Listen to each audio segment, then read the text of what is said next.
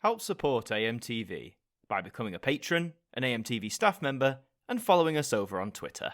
Hi there guys, it's Adam Martyn here, and welcome back to another video, and today we're going to be talking about Who Wants to Be a Millionaire. That's right, the famous quiz show that has swept the world over the past quarter century is turning a quarter of a century old. The original version of the show, the UK version, turned 25 years old on the 4th of September. Quite a milestone for any programme to reach, let alone a quiz show.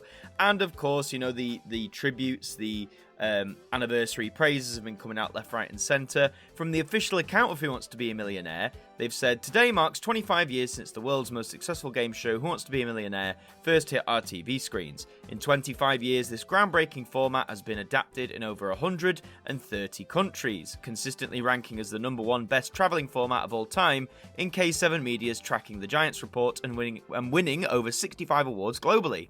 The show has changed so many people's lives all over the globe. Over 250 have won the top prize thanks to Who Wants to Be a Millionaire. So let's celebrate this incredible heritage brand and watch as it continues to grow and evolve. Quite a sort of corporate-ish tweet, I think, in some aspects. But, you know, fair enough to sing its praises. It's attached a really sweet minute-and-a-half long video with some of the highlights of Millionaire, not just the UK version, but little moments from all the international versions as well, or quite a lot of them. But I think the main question is, for those of us who are fans of Who Wants to Be a Millionaire, is where is a 25th anniversary special series? You might remember when Millionaire came back to ITV in 2018, that was specifically to celebrate the show's 20th anniversary, and that was a big success, and that led on to the series that we have now. But if you actually look at the timeline of Millionaire episodes, so ever since Jeremy Clarkson took over, so you had that 20th anniversary series in May of 2018, then you had 3 little runs here in 2019, similar thing happened in 2020 and 2021. The last series of Millionaire to go out currently concluded in October of 2022. So as it stands, at the time I'm recording this, there has been no Millionaire during 2023 at all. No Millionaire for the entire anniversary year, might I add. And, you know, ITV's been pretty quiet on it, all the production companies have been pretty quiet on it until the summer, where we got some updated news. Given a few reasons about this, you might remember all the way back in March, I think it was, Jeremy Clarkson was in some hot water about some comments he made regarding Meghan Markle, and that led him to getting a lot of flack for that from various, you know, publications, various people, and some thought it might jeopardize his position on Who Wants to Be a Millionaire. I did a video of that at the time. You can go and check that out if you want to, I guess, remember the context of it all. But let's have a look at this article from TV Zone, which was published on August the 18th, which claims that Millionaire is going to be pushed back to 2024 with no series this year, and that Jeremy Clarkson will return when the series airs next year. It's due to ITV's coverage of the Rugby World Cup, and the show has been pushed back in the schedules and will now air in 2024, meaning no series aired this year. They've also moved Grant Chester and the Jonathan Ross show into 2024 for the same reason. Now, I'm not really a sports kind of guy, so, you know, this doesn't necessarily mean much to me, but I do know that the Rugby World Cup is, you know, a big deal. A lot of people are going to have interest in that. A lot of people are going to want to watch it, so ITV has to, I guess, make headway in the schedules. It says the series that will air in 2024 was actually recorded in February of this year, 2023, weeks after Clarkson's controversial column about Meghan Markle. ITV was forced to cancel filming of celebrity specials, reportedly due to celebrities refusing to appear on the show opposite Clarkson. I don't remember that at the time, but yeah, I mean, that sounds about likely. You know, celebrities are often ones to take stances on matters like this, so I can totally see why some of them didn't want to film with him for this reason. But that series was already recorded, so maybe we would have had a 2023 series. Maybe we wouldn't. You know, I mean, the Rugby World Cup is going to dominate the autumn schedules, it seems, but whether or not this series could have been broadcast earlier in 2023 remains to be seen. It says, following false reports that ITV had axed the series, the broadcaster released the following statement, and I do believe that this is the statement I read in that video all those months ago, but it was basically ITV saying that they were committed to a series of Millionaire, which is the one that was recorded in February, and that with shows like Millionaire, they commission them on a series-by-series basis, presumably based on how well they perform, whether that's either in ratings or audience feedback and stuff like that. They added, therefore, for the avoidance of doubt, neither Millionaire nor Jeremy Clarkson have been cancelled. So that was reassuring to not just fans of the show, I guess fans of Jeremy Clarkson as well. For me, it was more about the show itself. You know, I think the show can be bigger than its host. You know, the brand, if you like, or the style of the show is bigger than its host. So that is the main potential reason they're citing that there's no series. It's the Rugby World Cup pushing the schedules. But I'd argue maybe this whole hot water with Clarkson, you know, they're saying that, you know, they were contractually obliged, of course, which they filmed and all that sort of stuff. But it wouldn't surprise me, you know, could this have realistically gone out in, like, say, the spring or even the summer of 2023? I'm not quite sure why that couldn't have been done. I mean, you look at some of the other years since the revival.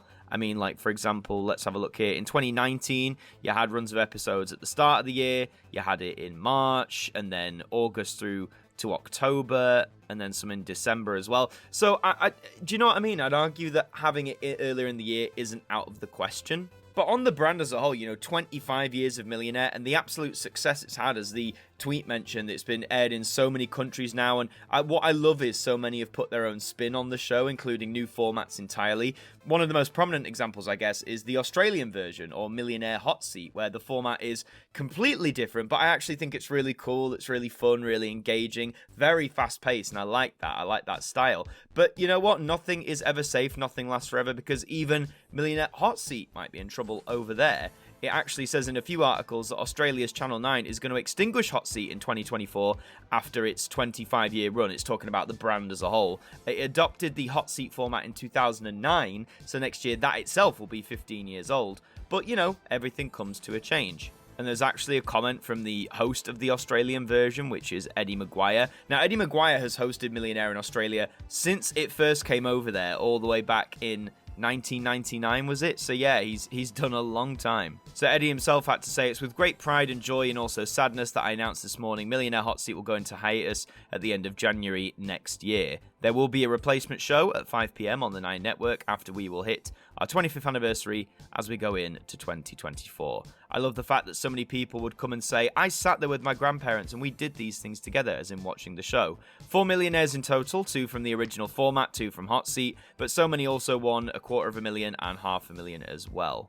And what I love about this is Eddie also points out, you know, he got to see people from all over Australia, the true breadth of Australian culture. And I'd say that's probably the same of any country that hosts Millionaire, or you'd like to think so, that, you know, you're pooling people from all across your nation, people of different classes, people of different occupations, people of different backgrounds.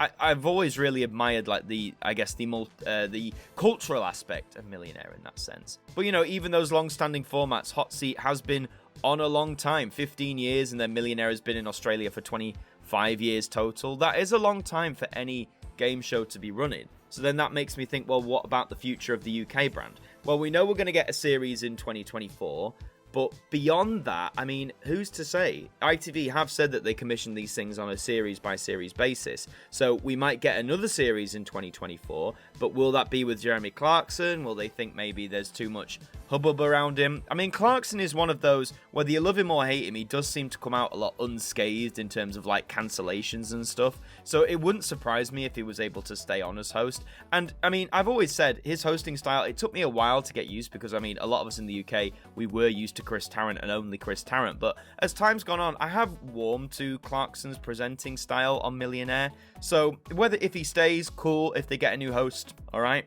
And I mean, the brand as a whole, people seem to do tune into Millionaire when it is on. I think staggering it out, not oversaturating it in the schedules, was a good idea. I do think taking 2023 off as a whole is a massive misstep, not the least because, again, it's the 25th anniversary year, man. I mean, what have we done to mark it? You know, yes, you have this lovely tweet from the official account, and on the YouTube channel for Millionaire UK, you've got a nice, like, half-an-hour compilation of, like, the best moments over the 25 years.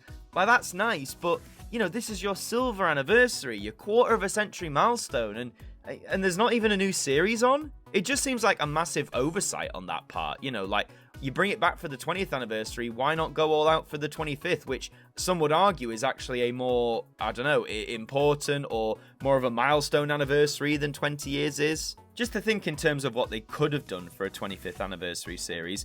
I mean, for example, you know, I believe in the US, once they got, like, past winners or, like, key players back on to have another go for, like, a charity thing. I think that's what it was. So I think that would be really cool. You know, that would be ace to get some of the UK contestants, like, say, Judith Keppel and others like that, back on to try and win it big once again. That would be a really nice idea.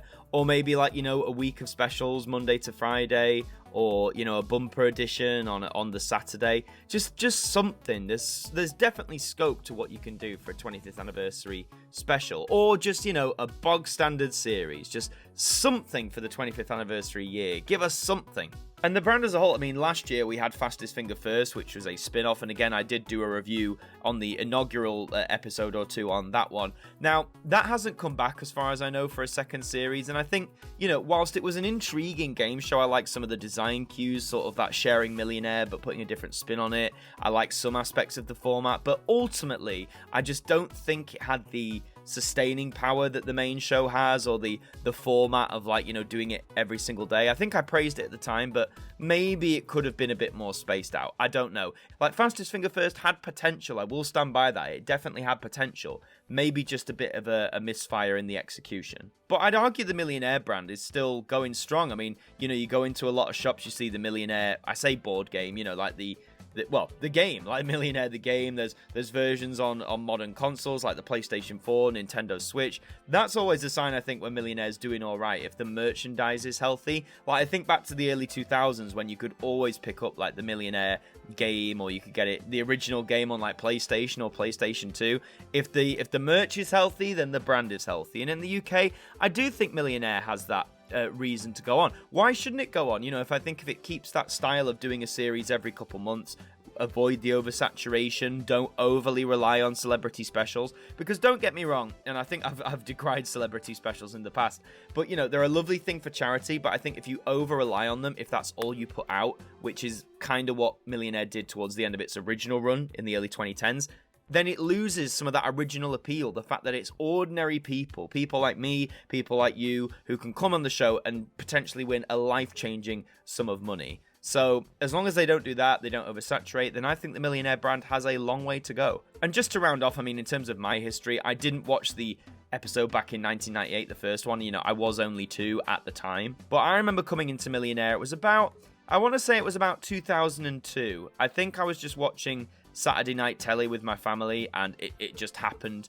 to be on, and I just was captivated by it. Everything, like the look of the show, the style, the music, as so many of us were. It was unlike any other show on television, never mind quiz show. The fact it placed some emphasis on like tension, how the lighting would get darker, the music more tense. It wasn't like bright and jazzy like most quiz shows were. It really was a game changer. And I went all in, man. You know, I remember having the Millionaire board game. It was the junior version, specifically because, you know, my tiny brain couldn't comprehend all the adult questions. So I remember having the board game. I remember having this thing, like, if anyone remembers this was like a weird electronic version of Millionaire, which I think I'd just like to turn it on and play around for the sounds and stuff. But yeah, that's how I got into Millionaire. And then every Saturday night when it was on, I would tune in, unless it was scheduled against Doctor Who. Then unfortunately Doctor Who would take precedent. But I loved Millionaire, and I still love Millionaire to this day. You know, even all these years later.